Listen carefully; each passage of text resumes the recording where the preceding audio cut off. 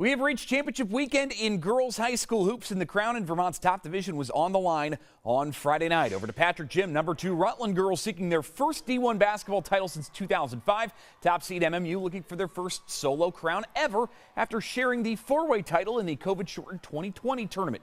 The two teams trading blows early. Allie Dorman connecting from the wing to give the Cougars their first lead, but just elite shot making on both ends in this one. Brinley Gandon deep three. We go back and forth in the early going. MMU up 2 after a bucket in the final seconds of the half. But check this out, courtesy of the NFHS network. Are you kidding me? Brinley Gandon, the half-court heave. That's going to send RHS to the locker room up 1. It's 25-24, and Rutland would take the momentum and run with it after that. Gandon with another deep three. That'd make it 32-29 in the third. The defense suffocating the Cougars much of that third quarter. Get this, a 27-3 run. RHS blows this game open. They led by 22 late in the third, but MMU didn't hear no bell. Bank open late for Dorman.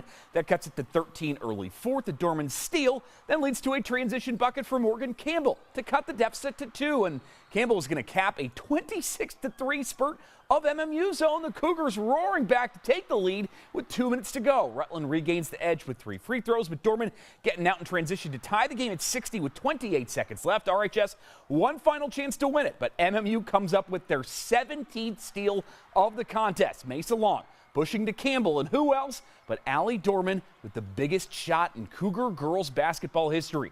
34 on the night for her. All Rutland can do is inbound, and that is it. Mount Mansfield, the otherworldly comeback, 62-60 the final. Mount Mansfield wins its first ever solo girls hoops title. We've played together for, I say, 7 years, this same group.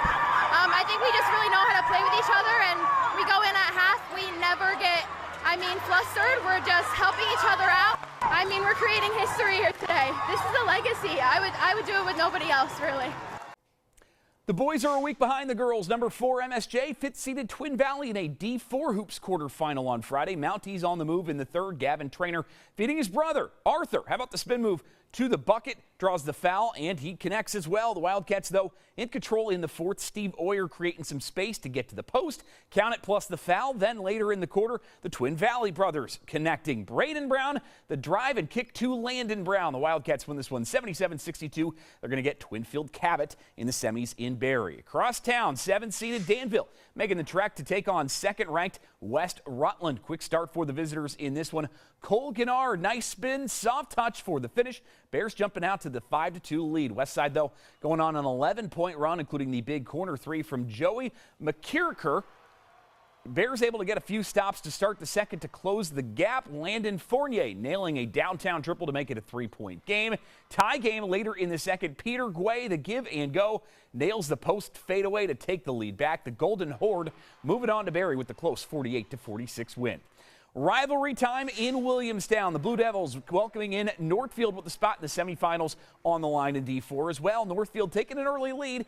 Damian Morrison cooking from deep early, but that lead, well, it would be short-lived. Williamstown closes the first quarter on a 14-2 run powered by Alex Clark and a couple of triples that would then be capped off. They get the ball all the way up the floor to Logan Desjardins. He would beat the Horde. Williamstown goes on to cruise in this one 73-48. They're headed to the semis to take on West Rutland.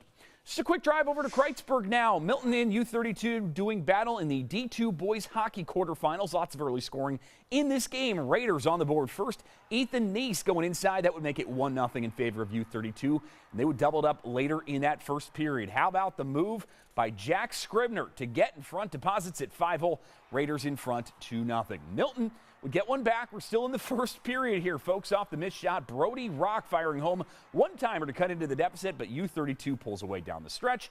They would pile on in the second period. They win it 7-3. U32 onto the semis for the third time in 4 years.